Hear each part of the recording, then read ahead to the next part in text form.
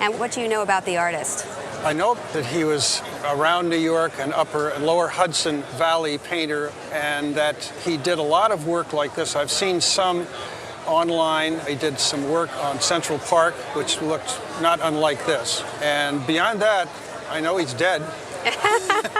Well, that's true. That's true. This painting is oil on canvas, painted in 1906. It's titled Reflections of Spring. The scene shows rolling hills and rocky landscape, painted in soft pastel colors. The artist let the canvas show through in places to add depth. Willard Leroy Metcalf was born in 1858 in Lowell, Massachusetts. He studied at the Boston Museum of Fine Arts, then traveled to Paris, where he attended the Académie Julian from 1883 to 1884. His teachers were Gustave Boulanger and Jules Lefebvre. In 1898, Metcalf helped form a group called the 10 American Painters. The founding members included Childe Hassam, Frank Benson, Edmund Tarbell. They broke away from the Society of American Artists because they wanted more freedom to show their impressionist work. Metcalf became known as the Poet Laureate of the New England Hills. He painted landscapes almost exclusively, very rarely any figures. In 1907, his painting, May Night, won the Corcoran Gallery's gold medal and was purchased for $3,000, the first contemporary American painting bought by that institution. Well, a painting like this on the retail market would generally sell for $150,000. Wow, that's pretty good for something that was free. I think so. Holy I think smokes. so. Yeah, he's very collectible. That's way over the top. Yeah. Piece that my husband purchased out of California through the internet back in the year 2000 from set designers who did the set for Blade Runner, which was everybody's favorite movie still now. When he saw or heard that this picture was for sale, he went on the internet. My husband made an offer. They accepted it. Do you know what you paid for it back in 2000? Yes, it was about $2,650 with shipping. This painting is actually mixed media, most likely a print that's been enhanced with paint and pigment applied on top. Based on the style and technique, it dates back to the 1950s or early 1960s. It's unsigned, so the artist remains unknown. Now, here's where things get interesting. This isn't just a piece of vintage art. It's from the movie Blade Runner, one of science fiction's most beloved films. In 1981, the set decorators bought this piece from a Beverly Hills gallery for the 1982 film. They specifically chose it to hang in Detective Rick Deckard's apartment, played by Harrison Ford. In the movie world, there's a difference between major props, items the actors actually use, and set decoration like this painting that sits in the background.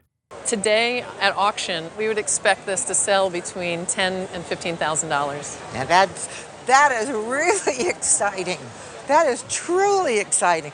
You know, when you hear people say they had no idea, and I really didn't. So this is a marker. This is wonderful.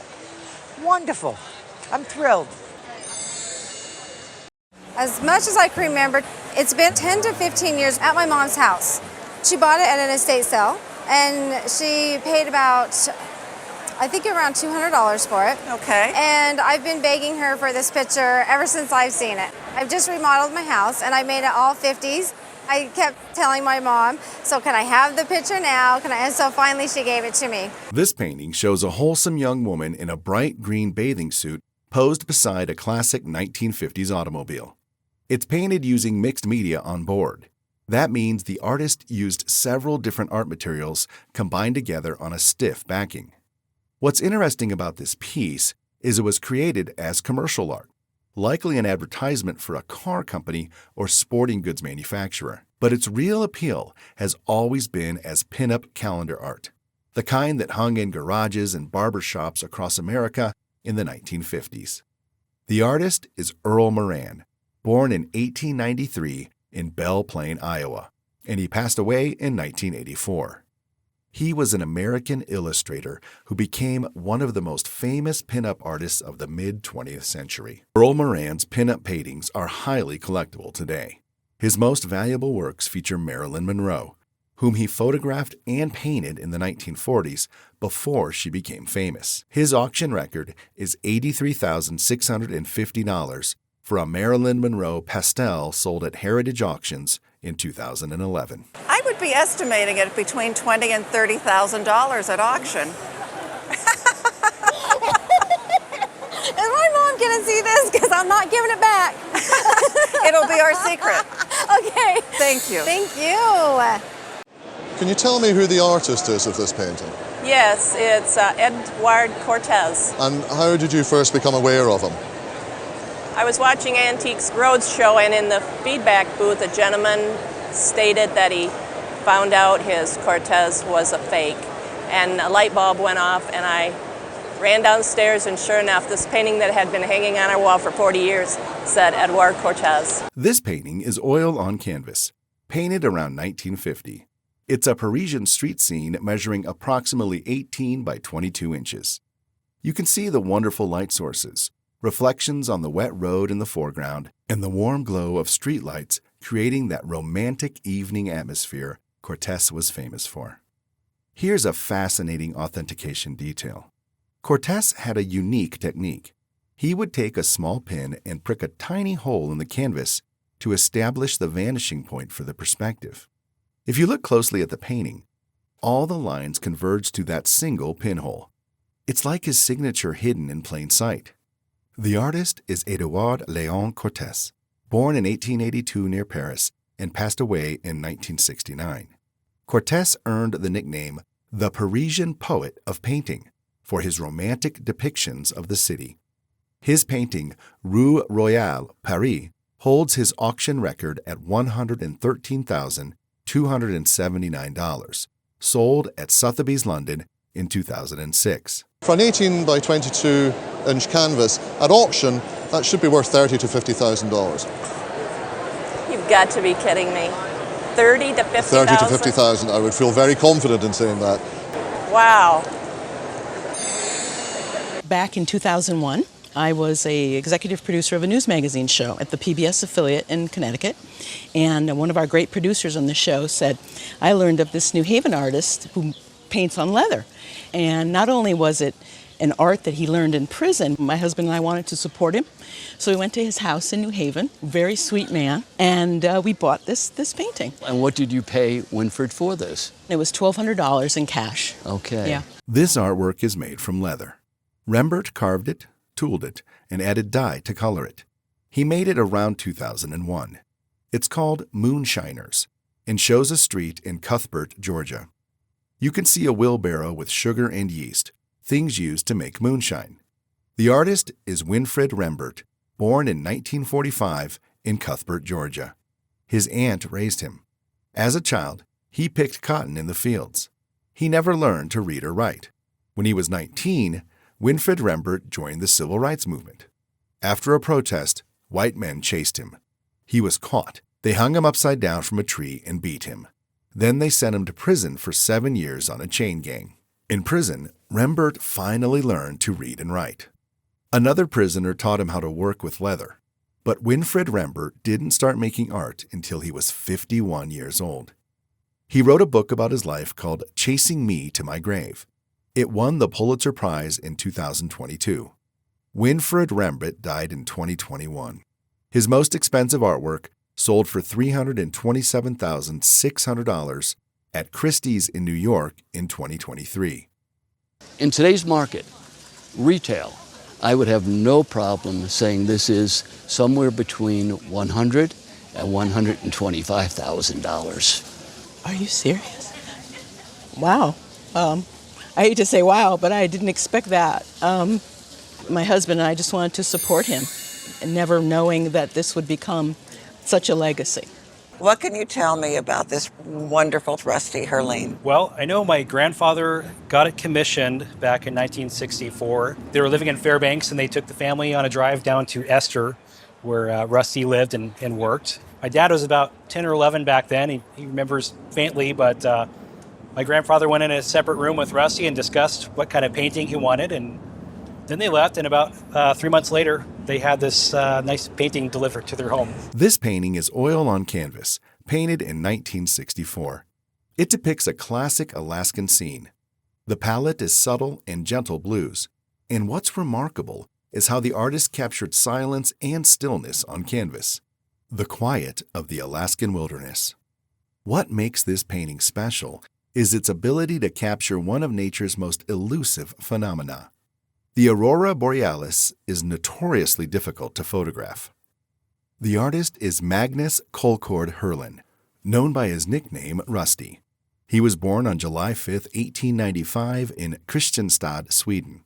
In 1916, Heurlin first arrived in Alaska, landing in Valdez. He served in the U.S. Navy during World War I in France, then returned to Alaska in the 1920s and made it his permanent home. He settled in Esther, just outside Fairbanks, where he lived until his death in 1986 at age 90.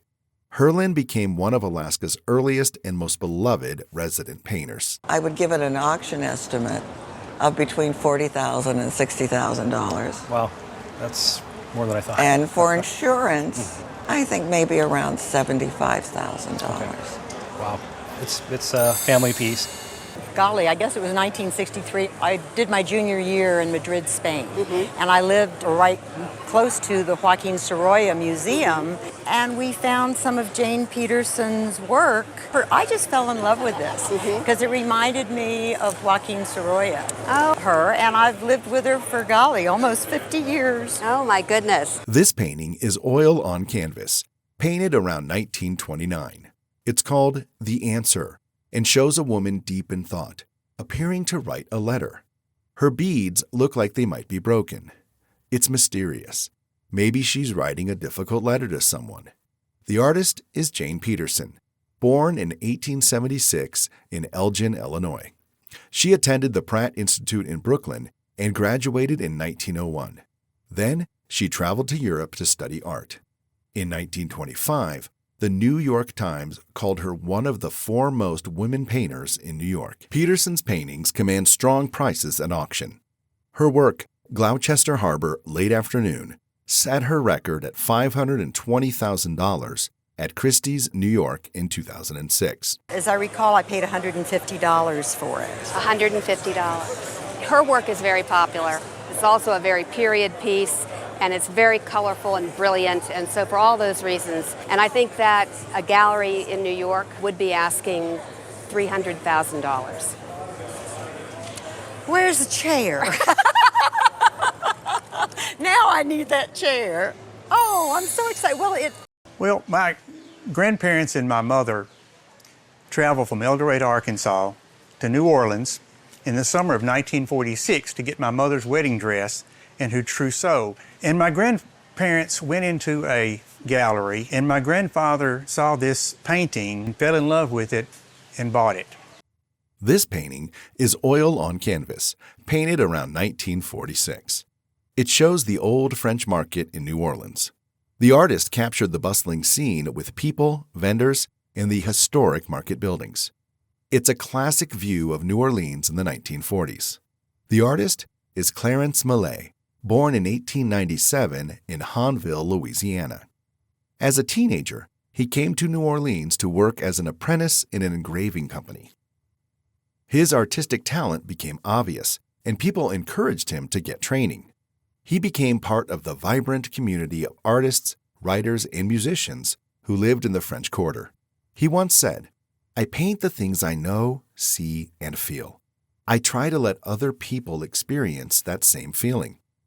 Millet became famous for two types of scenes: the historic French Quarter and rural Louisiana life along the bayous. His work was exhibited at major venues, including the Pennsylvania Academy. He was elected to the National Academy of Design. I would say a conservative auction estimate would be $30,000 to $50,000. Whoa. My grandparents would be very proud. I brought an Erna Rosenstein painting. I know that Erna Rosenstein was a Holocaust survivor. This painting is oil on canvas, painted in 1955. It shows haunting imagery related to the Holocaust. The dark forms and stark composition reflect deep trauma and memory. Now here's where the story gets powerful. Erna Rosenstein was born in 1913 in Lviv, then part of Austria-Hungary. She studied art in Vienna and Krakow in the 1930s. She was drawn to surrealism and spent time learning from European masters. In 1939, she returned to Poland to be with her family.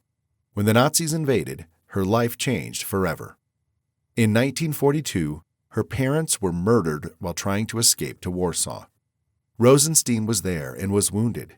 She survived by living under false identity papers, moving constantly until the war ended. She didn't return to painting until 1945. None of her pre-war work survived. From 1949 to 1955, Poland was under strict social realism policies. Artists couldn't paint what they wanted publicly, so Rosenstein took a break from her public career. This painting from 1955 marks a turning point. 2 years later, in 1957, she co-founded the Krakow Group with 9 other artists. They held the first modern art exhibition in Poland after Stalin's death. It was a rebirth of creative freedom. Rosenstein spent her career processing trauma through her brush. She also published 7 volumes of poetry. Have you had this appraised? Do you have any idea what it's worth? If you had to guess what you paid for it 37 or so years ago, what do you think that might have been? I was thinking 700. If this were to come up to auction today, we would estimate this painting at $50,000 to $70,000. Wow. Thank you. He was clearing out a house, and the owner said that he was going to get rid of a pile of junk and asked him if he wanted to keep any of it. And my mother-in-law put a print on it and hung it in her office for about 10 years. And then when she retired, she put it up in the attic. After about 5 years or so in the attic, she gave it to me, and it hung in my house for about 5 years until I decided that I would change the frame. And when I opened it up, I saw this striking girl. I immediately was drawn to her. I didn't recognize the name, Benton, on the bottom. I started to do a little research, and then I found out it was Thomas Hart Benton's drawing. This drawing is pen and ink on paper, made around 1933. It shows a young African-American girl. The drawing is a study for one of Benton's most famous murals, the Indiana murals created for the Chicago World's Fair. Thomas Hart Benton was born in 1889 in Missouri. He studied at the Art Institute of Chicago and then in Paris at the Académie Julian. In the 1920s, he rejected modernism and became the leader of American regionalism, along with Grant Wood and John Stuart Curry. Benton's paintings are highly sought after by collectors today. Nashakwitsa set his auction record at $5,580,000 at Christie's, New York in 2022. In today's market, I would say an auction estimate on this drawing conservatively would be somewhere in the perhaps $12,000 to $18,000 range. You really found a treasure under that Monet print in that frame, and I really appreciate you bringing it to us today.